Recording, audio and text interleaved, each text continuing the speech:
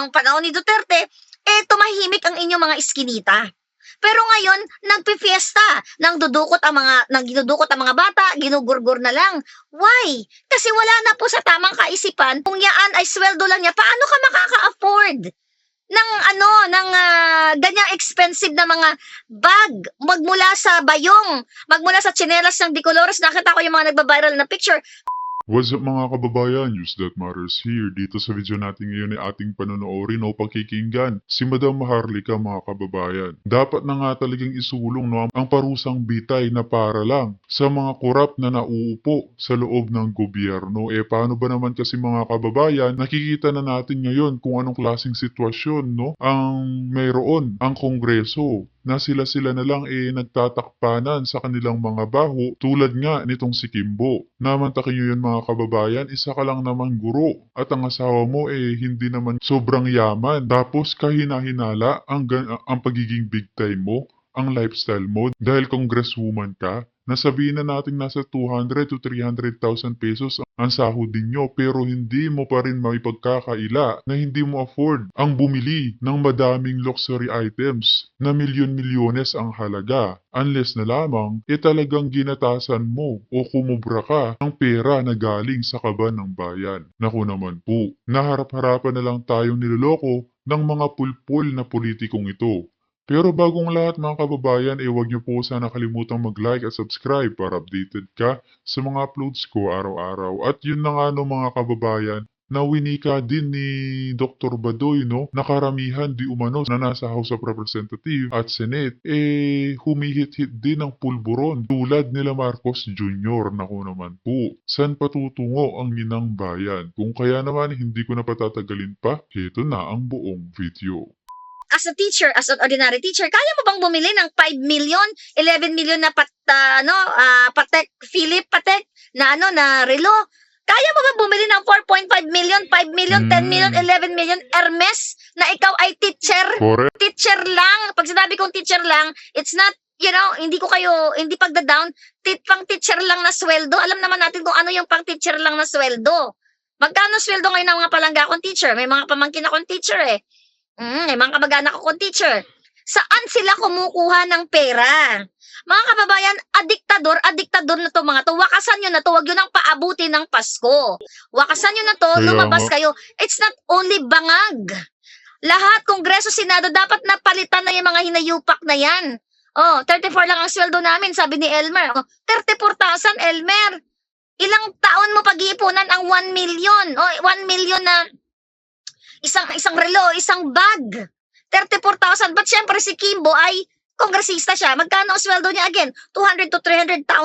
Tsaka kapag pinagsama mo pa itong neto ng kanyang asawa na nasa mahigit 13 million lang yearly, napakalabo talaga mga kababayan na mabilhan na ganun kadami ang mga luho nitong si Kimbo. Mantakin nyo yun, ang lakas niyang mambara kay VP Sara pagdating sa usapin ng confidential funds ng Office of the Vice President. Ngayon pala, siya pala ang tunay na magnanakaw. Kung yaan ay sweldo lang niya, paano ka makaka-afford ng ganyang expensive na mga bag, magmula sa bayong, magmula sa tsinelas ng Di Colores. Nakita ko yung mga nagba-viral na picture. Tapos nakaka-afford ka na kahit sa abroad hindi ka makakabili ng car. Sa Pinas, sabi ni Melba Satliff, exactly, like dito naman sa Amerika, depende sa lugar mo, depende din sa trabaho mo. Like, kami dito sa Amerika, utang-utang lang naman kami lahat dito, loan, kahit naman saan yata kayo magpunta, unless you have a lot of money na may malaki kang negosyo, pwede ka magbayad ng cash. But anyway, going back dito kay Kimbo na ito, di ba, kay Madam Chair, ang kapal ng mga pagmumukha nila na tirahin, not only Inday Sara, yung mga taong gusto nilang tirahin, i-contempt, pero mga magnanakaw. Di ba recently nagsulong ng batas kung tama, correct nyo ako kung mali kasi ito Kaya dapat pag naupo na yung mga Duterte, kung maaari talaga, ipasa na lang ang parusang bitay nang mawala ang mga krimen at korupsyon sa ating bansa. Lalo na nakikita natin na ganyan pala galawan ng mga nasa Kongreso na sila ang pangunahing dahilan kung bakit naghihirap ang mga ordinaryong mamamayan. Kasi kung tutuusin mga kababayan, napakayaman ng ating bansa. Ngunit sadyang ginagatasan lang tayo nitong mga pulpul na politiko na nauupo ngayon sa bangag na administrasyon. impromptu na vlog natin ng Duterte Youth, sila Cardema yata, yung asawa ni Cardema, ni Mr. Cardema. Teka muna, sabi ni Rino de los Reyes, Madam Marlica, birthday ko po now, September 14, 1958, at 66 years old na. Oh my goodness, happy birthday, Rino de los Reyes Palanga. Thank you for fighting with us, millions and millions of Filipinos, for fighting for what is right. Salamat dahil, you're here.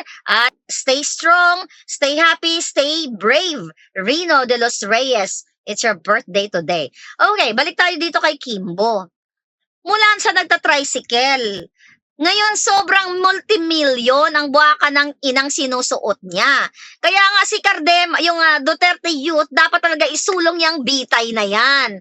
Para sa mga heinous crime, sa plunderer, corruption, and Correct, everything. agree ako doon. Presente lang, 8 years old na bata, mga palangga, dinukot. Narinig niyo yun mga kababayan. Agree ba kayo dun sa panukalang parusang bitay? Sa mga korap na nauupo, pakicomment niya yung opinion sa ating comment section ng ating mapag-usapan. I mean, dinukot, iniyaya na sa pagdating ng dinner time, hapunan, hindi na makita yung bata, wala sa kwarto. Tapos, after 3 days, nagurgur na. What's going on sa bansa natin?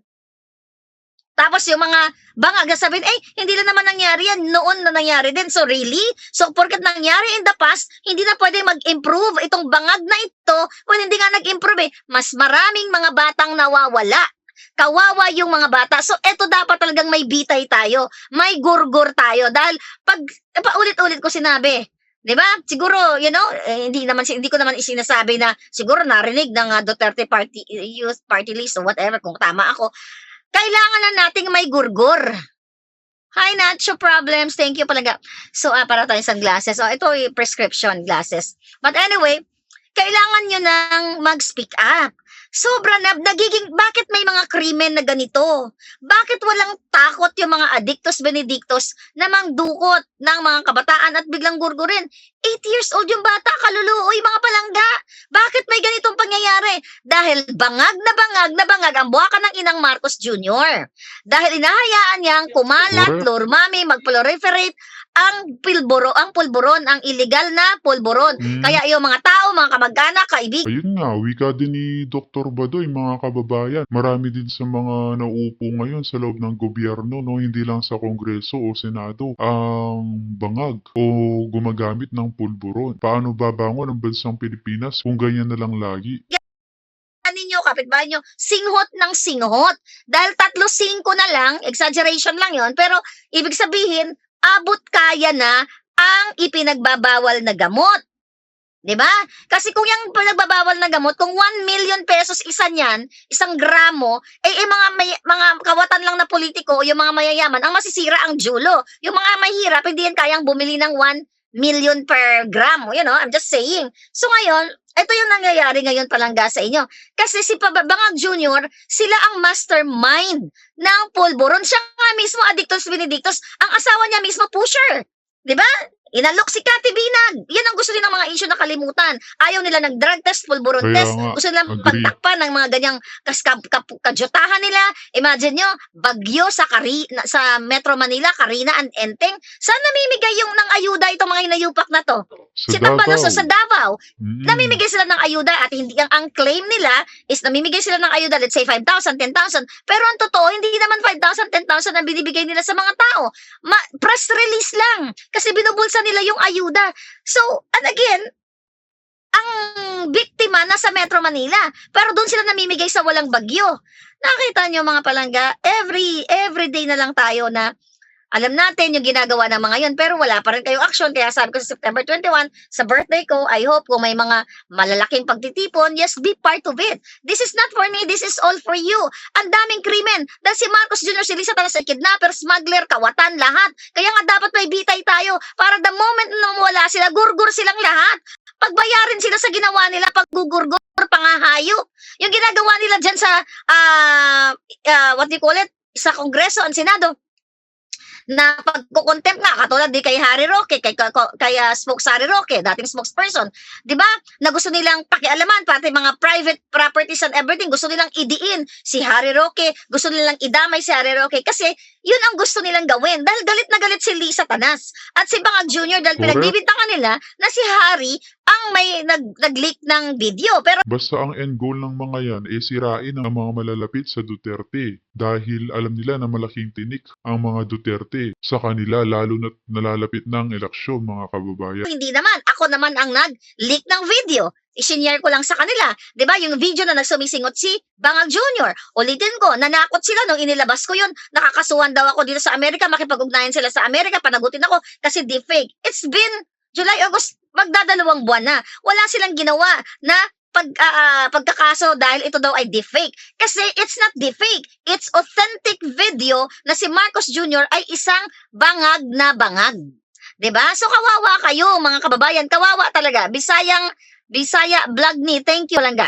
Walang aksyon ng gobyerno, namamatay kayo sa gutom. Hindi kayo nakakakain ng tama. Hindi kayo nakakatulog. Wala kayong peace of mind. Why? Wala kayong peace of mind dahil iniisip nyo yung kapitbahay ninyo na nagwawala. Ang kapitbahay ninyong nag-aamok, adictos benedictos, dahil sila ay mga biktima ng pulburon. Kaya nung panahon ni Duterte, sila ay mga nirehab. Million silang nirehab. Diba? Sama, sinabi nyo sa akin, sinabi nyo sa mga comment section, nung panahon ni Duterte, tumahimik ang inyong mga iskinita. Pero ngayon, nagpifiesta, nang dinudukot ang mga bata, ginugurgur na lang. Why? Kasi wala na po sa tamang kaisipan itong ating mga kawawang mga biktima, yung mga user, they are victims. They are victims kasi pinapayagan ni gobyerno ni Bangag na kumalat ng kumalat, mag-manufacture, magluto, mag-repack lahat ng ipinagbabawal na pulburon. Wala silang pakialam sa inyo. Sabi ni Luna the Great, sana tayo tatakbo parang wala nang pwedeng lapitan. Wala na talagang lapitan. So the only solution sa buhay Kaya nga. natin ngayon, mga palangga, sa buhay nyo ngayon sa Pilipinas, get out. You go to Pati mga pulis, ayan. Ahensya ng kapulisan, nadumihan dahil kay Tore. Nakakasuka na talaga ang mga nangyayari sa ating bansa. the street and speak up.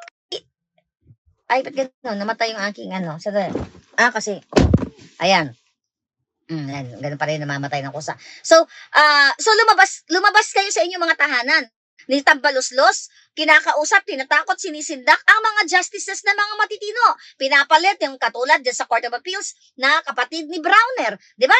Isa sa mga expose natin yan na nagbabayad sila, yung mga tiwaling mga justices na hindi naman karapat-dapat, nagbabribe para sila ay mapwesto dyan sa Court of Appeals. So wala talaga kayong lalapitan.